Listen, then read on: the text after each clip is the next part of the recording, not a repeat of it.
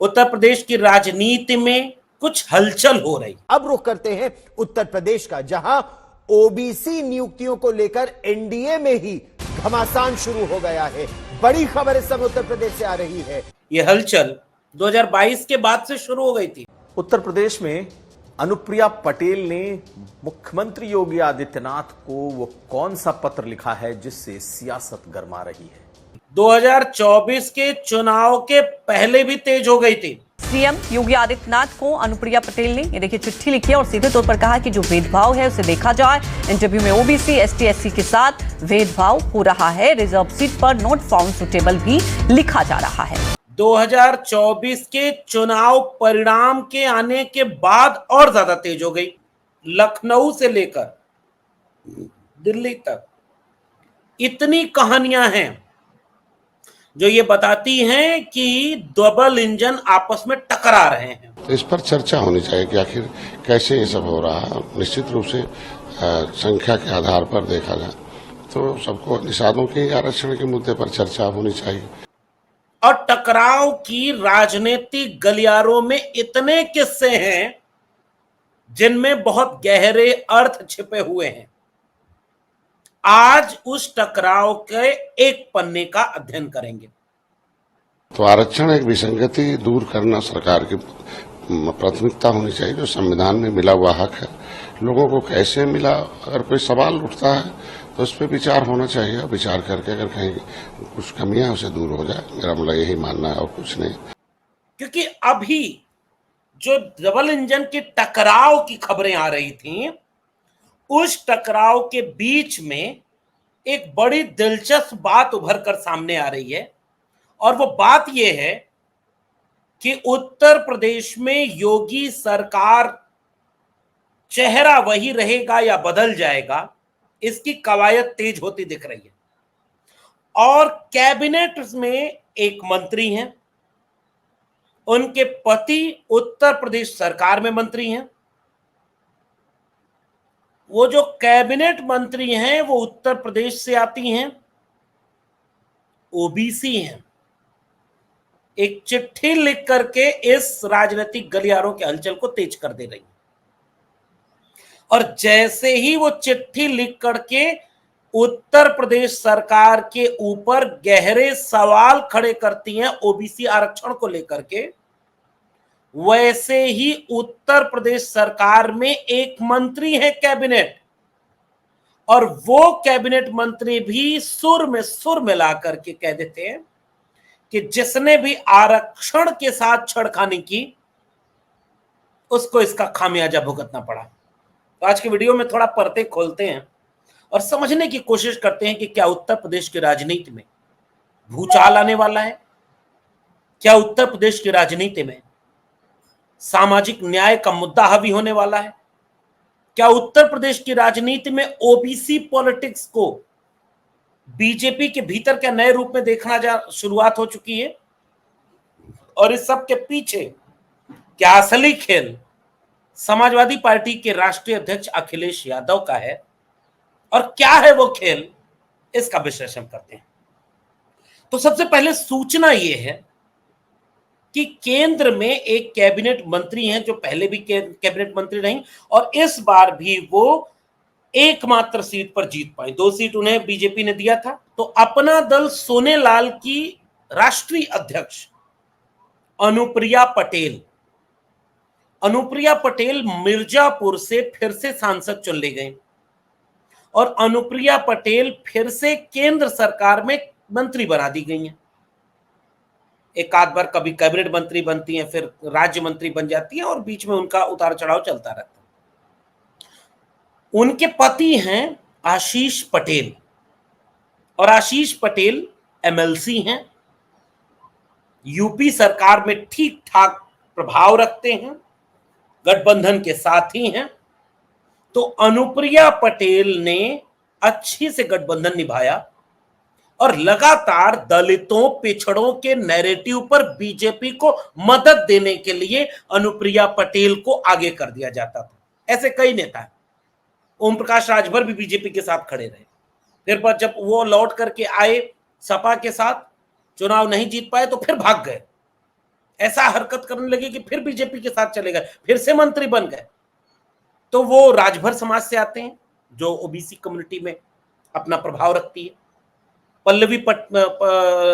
अनुप्रिया पटेल पटेल समुदाय में, संजय निषाद निषाद समुदाय में एक ठीक ठाक पकड़ रखने वाले नेता। और बीजेपी इन लोगों को पर्याप्त मौके दे करके एक बैलेंस बनाती है कि ओबीसी वोट में जो कास्ट के नाम पर मोबिलाइजेशन है, वैसे तो बीजेपी करती है धर्म की राजनीति।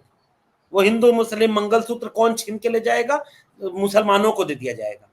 आरक्षण किसको छीन के दे दिया जाएगा, मुसलमानों को दे दिया जाएगा। तो लगातार बीजेपी हिंदू मुसलमान करती है, लेकिन वोट उसे चाहिए ओबीसी के नाम पर कर रहे राजनीति गोलबंदी का भी, क्योंकि बिना ओबीसी और दलितों के वोट के बीजेपी कभी सरकार में नहीं आ सकती। ये बात बीजेपी को अच्छे से पता है। तो पर्दे के पीछे जाति की राजनीति खेलती है और पर्दे के सामने हिंदू की राजनीति खेलती है। तो ये खेल में वो अनुप्रिया पटेल को, वो संजय निषाद को, वो ओम प्रकाश राजभर को और पहले के समय से केशव प्रसाद मौर्य को इस्तेमाल करती रही। तो अब ये नया खेल जो हुआ है वो उत्तर प्रदेश में जो भूचाल है, क्योंकि जब ये सब कुछ हुआ तो उन्होंने, अनुप्रिया पटेल ने चिट्ठी लिख दी है। उस चिट्ठी में केंद्र सरकार की तारीफ की गई है आरक्षण के मुद्दे और एससी एसटी ओबीसी के सवाल को लेकर के। वो अपनी चिट्ठी में लिखती हैं कि चाहे नवोदय में भर्ती हो, चाहे एनडीए की सरकार द्वारा केंद्रीय विद्यालय में, सैनिक स्कूल में और नीट की परीक्षा में ओबीसी को रिजर्वेशन दिया, पिछड़े वर्ग और अनुसूचित जाति जनजाति से आने वाले अभ्यर्थियों को लगातार प्रोत्साहित किया, लेकिन प्रदेश में यानी उत्तर प्रदेश में इनके साथ भेदभाव किया जा रहा है। प्रदेश सरकार द्वारा आयोजित की जाने वाली सिर्फ साक्षात्कार आधारित नियुक्ति प्रक्रिया वाली विभिन्न प्रतियोगी परीक्षाओं में अन्य पिछड़े वर्ग एवं अनुसूचित जाति और जनजाति वर्ग हेतु आरक्षित पदों पर इस वर्ग के अभ्यर्थी को प्राय एनएफएस नॉट फाउंड सुटेबल करके इन वर्गों से आने वाले किसी भी अभ्यर्थी का चयन नहीं किया था। एक तो वाक्य कितना लंबा, मतलब 5 लाइन का एक वाक्य, पता नहीं कौन 6 लाइन हो गया बेसिकली। तो इस तरह से साक्षात्कार आधारित नियुक्ति प्रक्रिया वाली प्रतियोगी परीक्षाओं में एनएफएस किया जा रहा है। अन्य पिछड़े वर्ग, सोचिए, लिख रही हैं वो मुख्यमंत्री जी को और उनसे कह रही हैं आप भी सहमत होंगे, शैली देखिए, पत्र की शैली देखिए, आप भी सहमत होंगे कि अन्य पिछड़े वर्ग एवं अनुसूचित जाति जनजाति वर्ग से आने वाले अभ्यर्थी भी इन परीक्षाओं हेतु न्यूनतम अर्हता की परीक्षा अपनी योग्यता के आधार पर ही पास करते हैं और योग्यता के आधार पर ही साक्षात्कार आधारित परीक्षाओं के लिए एलिजिबल है। इसलिए एससी एसटी को बार बार एनएफएस कर देना उचित नहीं है। विनम्र अनुरोध है कि राज्य सरकार के अधीन सभी संस्थाओं द्वारा आयोजित सिर्फ साक्षात्कार आधारित नियुक्ति प्रक्रिया वाली परीक्षाओं में ओबीसी और एससी एसटी को एनएफएस की प्रक्रिया के रोक लगाई जाए। आवश्यक प्रावधान करते हुए सिर्फ साक्षात्कार आधारित नियुक्ति प्रक्रिया बंद हो और इन आरक्षित पदों को सिर्फ इन्हीं वर्गों से आने वाले अभ्यर्थियों द्वारा इनको परीक्षा के लिए बुलाया जाए। अब ये सामान्य पत्र नहीं है। इस पत्र का अगर विश्लेषण आप करेंगे तो आप पाएंगे कि इस पत्र के जरिए अनुप्रिया पटेल केंद्र सरकार की तारीफ करती हैं, लेकिन राज्य सरकार को नसीहत दे रही हैं। अगर सरकार में सब कुछ ठीक होता है तो ये नसीहत अंदर खाने मीटिंग करके या बीजेपी के एलाई पार्टनरों के साथ दे दी जाती है। बात समझ रहे हैं? अगर केंद्र सरकार और राज्य सरकार के बीच रिश्ता ठीक होता, अनुप्रिया पटेल की नीयत अच्छी होती, क्योंकि कितना आंदोलन किया अनुप्रिया पटेल ने, कितना मुहिम चलाई, कितने मुद्दों पर बोली है एससी एसटी। क्या 69,000 शिक्षक भर्ती घोटाले पर अनुप्रिया पटेल को नहीं पता था कि 69,000 शिक्षक भर्ती मामले में एससी एसटी और ओबीसी बच्चों के साथ घोर अन्याय हुआ? क्या 69,000 शिक्षक भर्ती के शिकार विद्यार्थी 650 दिन आंदोलन करने को मजबूर नहीं हुए? क्या वो अनुप्रिया पटेल के घर नहीं गए? क्या वो लाठियां नहीं खाए? क्या वो मुकदमे नहीं झेले? क्या वो जेल नहीं गए? क्या वो रोए नहीं? क्या वो भीख की तरह अपने हक को मांगते रहे? एक चिट्ठी, एक आंदोलन, एक मुहिम, एक सरकार पर दबाव अनुप्रिया पटेल ने नहीं बनाया। आप तो सरकार में शामिल हैं, आप अड़ जाते तो किसको हिम्मत है कि आपकी बात को नहीं मानता। लेकिन अब जब चिट्ठी लिखी जा रही है और केंद्र सरकार की तारीफ करते हुए लिखी जा रही है, तो क्या उनको नहीं पता कि केंद्र सरकार में लेटरल एंट्री के जरिए कितनी भर्ती हुई जिसमें ओबीसी और एससी को हक नहीं मिला? क्या अनुप्रिया पटेल जी को यह नहीं पता कि केंद्र सरकार भी आरक्षण को कैसे निजी हाथों में सब कुछ बेच करके आरक्षण को खत्म कर रही है, बाबा साहब के संविधान को बदलने की बात करती है? सोनेलाल पटेल जी जिस बाबा साहब के विरासत और मानवीय कांशीराम की विरासत से खड़े थे, आज आरएसएस और बीजेपी उसको ध्वस्त करने के लिए आमादा है। वो भारत के संविधान की विरोधी है। लेकिन बीजेपी के केंद्र की सरकार को बचाना है और उत्तर प्रदेश में मुख्यमंत्री को नसीहत देते हुए चिट्ठी लिखनी है। उत्तर प्रदेश की राजनीति के भूचाल का अंदेशा आप यहां से लगाइए। और जैसे ही ये नसीहत देते हुए उनकी बात सामने आई, तुरंत दूसरे मंत्री संजय निषाद भी हाँ में हाँ मिलाते हुए कहने लगे, आरक्षण के मामले पर जो सरकार इसको प्राइवेट प्रॉपर डील नहीं करती उसको इसका खामियाजा भुगतना पड़ता है। और संजय निषाद भी इसके बारे में बोलने लगे और वो भी प्रदेश सरकार को ये इशारा करने लगे कि हाँ, प्रदेश सरकार में यानी योगी आदित्यनाथ की सरकार में ओबीसी और एससी के हकमारी या उनके साथ भेदभाव की परिस्थितियां बनी हुई हैं। और ये बात कौन कह रहा है? योगी आदित्यनाथ सरकार के सबसे बड़े समर्थक दो ओबीसी समूह के लोग।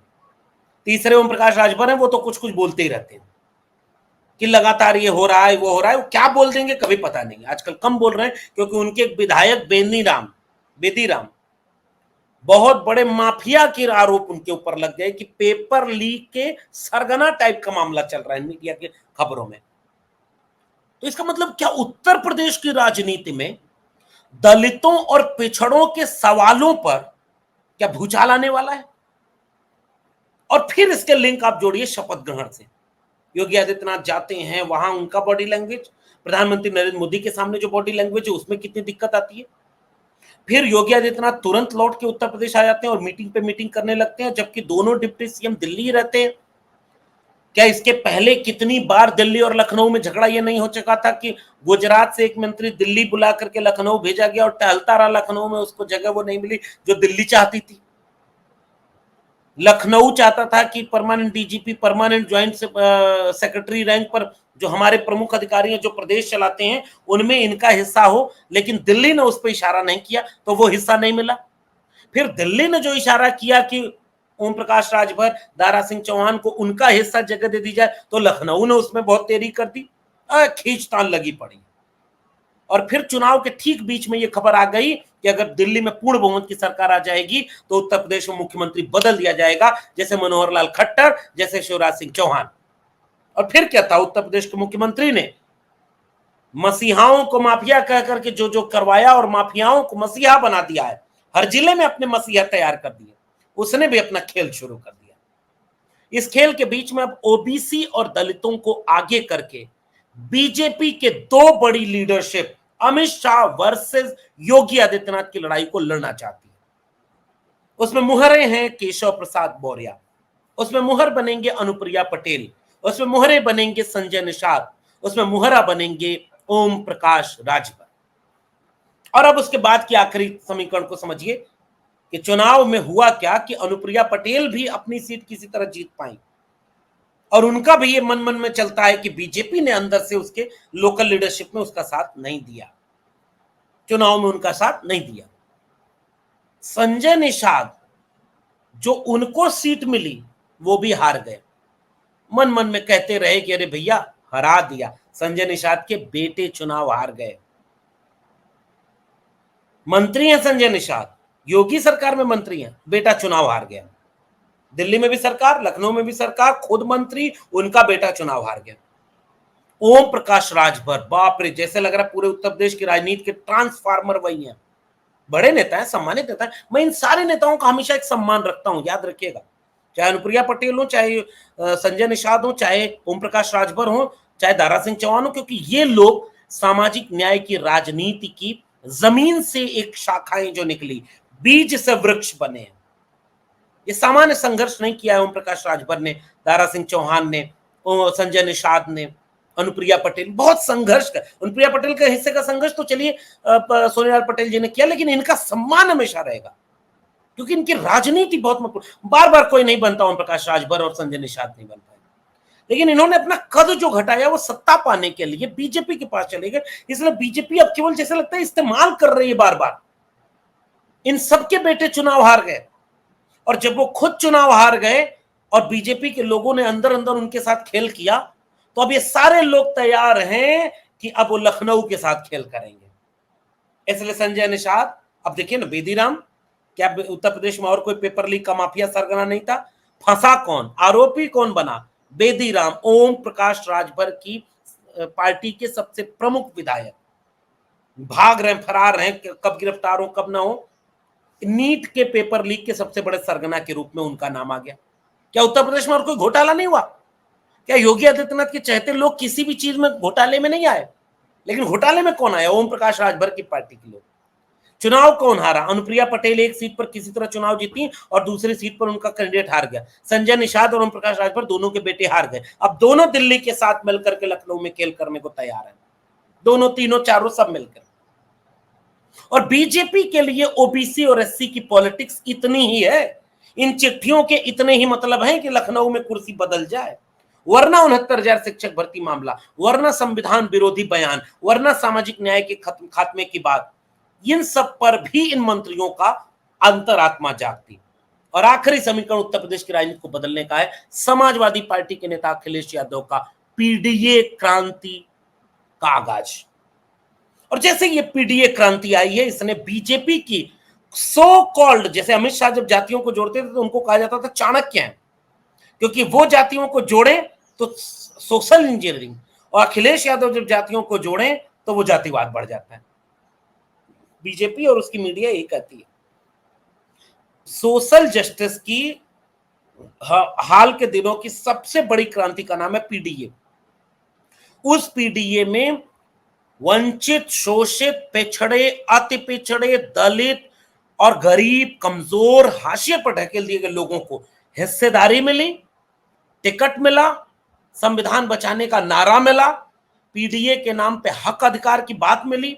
डॉक्टर अंबेडकर, डॉक्टर लोहिया के विचारधारा के साथ समाजवादी पार्टी एक नए तेवर में सामाजिक न्याय की पार्टी बन गई और 37 सीटें जीत गई। 43 सीटों पर बीजेपी को यूपी में हरा दिया। इसके बाद से ये जो पूरी पॉलिटिक्स है बीजेपी के भीतर, जो लोग ये दावा करते थे कि वो अपनी जाति का पूरा वोट जिधर मुंह देख देंगे उधर वोट पड़ जाएगा, उनके अपने बेटे लोग हार गए, उनके अपने टिकट के लोग हार गए। और फिर बीजेपी उनका इस्तेमाल अब ये कर रही है कि भैया अब तो तुम वोट दिलाने में तो ताकतवर रहे नहीं, क्योंकि लखनऊ और दिल्ली की लड़ाई में तुम्हारे अपने लोग हार गए, तो अब जरा कुर्सी बदलवाने में हमारी मदद करो। अब इनको मदद करनी पड़ेगी, इसलिए अब उनको आरक्षण की याद आएगी, दलितों पिछड़ों के अन्याय अत्याचार की याद आएगी। और अगर ये याद आई तो इस पर तो योगी आदित्यनाथ घिर जाएंगे, और अगर इस पर घिर जाएंगे तो दिल्ली कामयाब होने वाली है। और इसलिए उत्तर प्रदेश की राजनीति में आने वाले दिनों में कोई बड़ा भूचाल आने वाला है। उसकी आहट लखनऊ से लेकर दिल्ली तक अब सुनाई देने लगी। आपको भी सुनाई दे रही हो तो नीचे कमेंट बॉक्स में जरूर बताइएगा। आगे कुछ होता है तो उसके विश्लेषण के साथ आप तक हाजिर होंगे। तब तक के लिए बहुत बहुत धन्यवाद।